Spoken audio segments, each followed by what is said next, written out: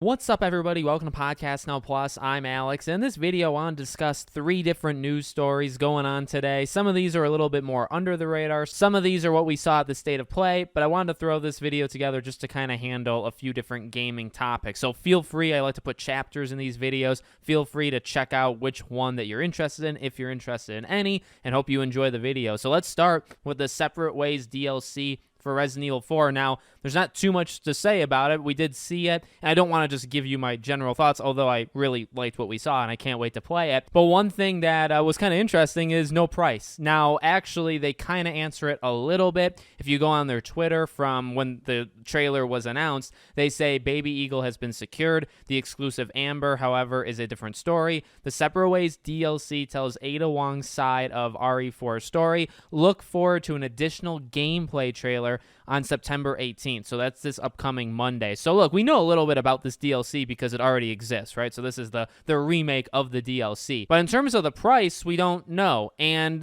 for this, I imagine then on the 18th, on Monday, we would see more gameplay, and then we would get the price there. Some people are speculating $20. I feel like that's kind of fair. If it's like 30 or 40, I'd have some questions, but I also, I guess, wouldn't be too surprised if, say, it was like $30. I'd say anything maybe more than that would be a little surprising, but I'm looking forward to it. Kind of a stealth drop, but kind of not, right? Because it comes out in a week. They didn't drop it the day they announced it, and even though we've been expecting it for quite some time, myself at least, I didn't think they were going to do something like this. I thought this was probably going to be closer to maybe like a year after the game came out, from at least what they were kind of showing us. They were dead silent about it, so I thought we'd maybe have to wait till early 2024. So a lot sooner than I thought, but still no price. So that is number 1. Number 2, I want to talk about Hades 2. So this is something that just randomly popped up on my Twitter feed, and thank God that it did. A little development update. So this was earlier today, this morning, and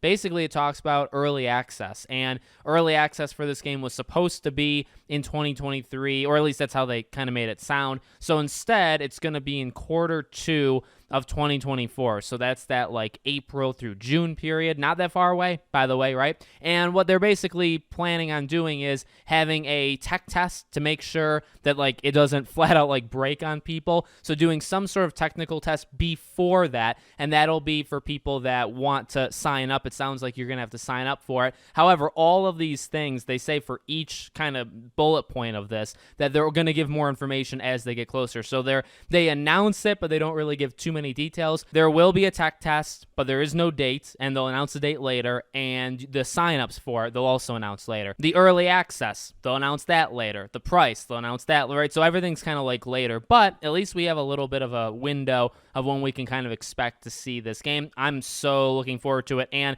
I caught on Hades way too late after it had come out pretty much on every system. I am not doing that for Hades 2. I'm jumping on it immediately once it does early access, and they say that the content in early access for this game needs to at least match the amount of content that was in for the first game. They're not kind of going backwards. So I appreciate that. I don't think I'd want them to go backwards and have this game have a less in the early access than the last game did. So we'll have to keep our eyes open for that, but I'll definitely be trying to get into that tech test for sure. And the third and final thing is actually some Crash Team Rumble news.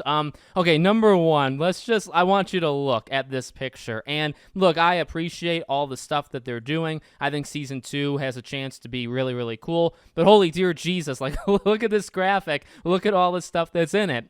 It's actually kind of hard to like, because there's just so much popping out at you. It's very colorful. There's a lot happening. I like the Halloween event. That's definitely cool. Look, a couple takeaways, right? Number 1, so much content. In terms of modes, keeping us kind of busy, modes, events, things to do, it looks good, okay? It's definitely what this game needs. On the negative side, 1 character. I think that's terrible. I'll just say the word terrible. I really believe that's very, very bad. You had Season 1, and that brought in, a couple, and they were fine, but when you have Season 2 that lasts from all of September through what looks to be all of November. In fact, the last date that they show, they show 11/30, November 30th to December 4th, and then they show the full release of the New Power Minefield, and that's on December 5th. Now, there is some overlap between seasons like there just was, right? Like Season 2 kind of starts now, but also kind of doesn't, but it's still the end of Season 1. So Season 3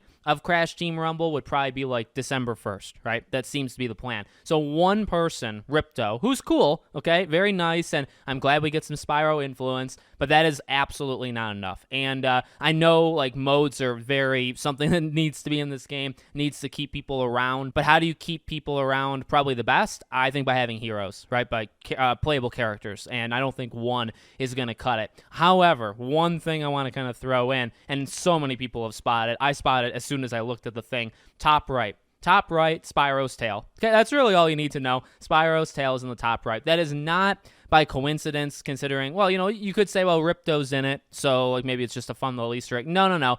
The most annoying thing I actually think about this entire thing is I think Spyro is Season 3. And for whatever reason, we're getting 2 Crash characters, and then we're getting 2 Spyro characters spaced out, let's say, between 2 seasons.